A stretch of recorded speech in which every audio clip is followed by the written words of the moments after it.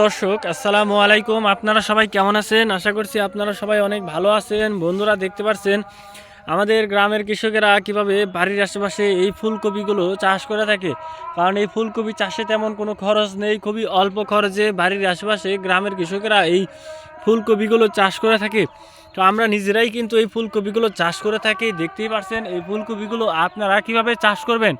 তো বন্ধুরা, প্রথমে আপনারা হাট অথবা বাজার বা বড় কোনো মুদি দোকান থেকে আগে ফুলকপির যে বীজগুলো রয়েছে সেই বীজগুলো আগে কিনে আনবেন এবং তারপর আপনাদেরকে অল্প পরিমাণে একটু জায়গার মধ্যে আপনাদেরকে লাঙ্গল দিয়ে আগে চাষ করে নিতে হবে এবং তারপর জমিতে গোবর সার দিবেন এবং বিভিন্ন সার দেওয়ার পর আপনাদেরকে জমির মাটিগুলো আগে ভালো করে মিশিয়ে নিতে হবে এবং তারপর আপনাদেরকে যে এই ফুলকপির যে বীজগুলো যে আপনারা হাট অথবা বাজার থেকে কিনে এনেছেন সেই বীজগুলো আপনারা রোপণ করবেন।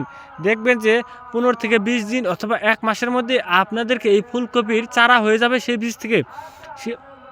সেই চারাগুলো বন্ধুরা আপনারা আবার একটি ক্ষেতের মধ্যে আপনাদেরকে ট্রাক্টর দিয়ে চাষ করার পর আপনাদেরকে লাঙ্গল দিয়ে আগে লাইন করে নিতে হবে এবং তারপর আপনাদেরকে এই ফুলকপির যে চারাগুলো রয়েছে সেই চারাগুলো আপনাদেরকে লাইন মতো বা সিরিয়াল মতো রোপণ করতে হবে এবং তারপর 15 থেকে 20 দিনের মধ্যে দেখবেন যে আপনাদের এই ফুলকপির চারাগুলো এরকম হয়ে গেছে এবং তারপর দেখবেন যে 1 মাস 1.5 মাসের মাথায় দেখবেন যে আপনাদের এই ফুলকপি গাছের মধ্যে ফুলকপি হবে এবং সেই ফুলকপি আপনারা চাইলে কিন্তু নিজেরাও খেতে পারবেন এবং চাইলে কিন্তু আপনারা বাজারেও বিক্রি করতে পারেন। বন্ধুরা, এই যে দেখতে পাচ্ছেন এই ফুলকপি গাছটির মধ্যে কিন্তু 1 মাস পরেই দেখবেন যে ফুলকপি হবে এবং এখন যে পাতাগুলো দেখতে পাচ্ছেন বন্ধুরা এই ফুলকপির পাতাগুলো কিন্তু আপনারা চাইলে রান্না করেও খেতে পারবেন এবং চাইলে কিন্তু ভাজি করেও খেতে পারবেন।